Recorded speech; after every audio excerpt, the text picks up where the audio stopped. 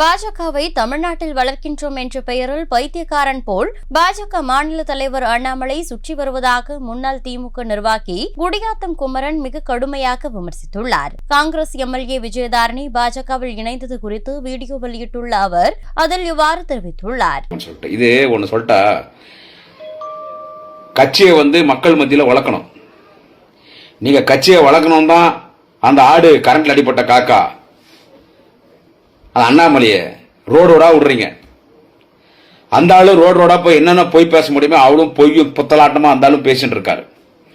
பொய் பித்தலாட்டமா பேசின்னு ஈடி வரும், ஐடி வரும், அமலாக்கத்துறை வரும், சென்ட்ரல் ரிசர்வ் போலீஸ் வரும், உங்களை கைது பண்ணும், எல்லாரும் விட்டு ஈடி வரும், ஐடி வரும், கேடி வரும், மோடி வரும் அப்படின்னு சொல்லி அந்த தெரு தெருவா ஒரு ஊருக்கு போனா அந்தந்த ஊர் எம்எல்ஏக்கள் அந்தந்த ஊர் அமைச்சர்கள் மீது குற்றச்சாட்டுகளை சொல்லின்னு, ஆதாரம் இல்லாத குற்றச்சாட்டுகளை சொல்லின்னு அவன் பைத்தியக்கார மாதிரி அந்த சுத்தின்னு இருக்கான். பைத்தியக்கார மாதிரி அந்த திமுக ஆட்சிக்கு முடிவுக்கு வந்துருச்சு.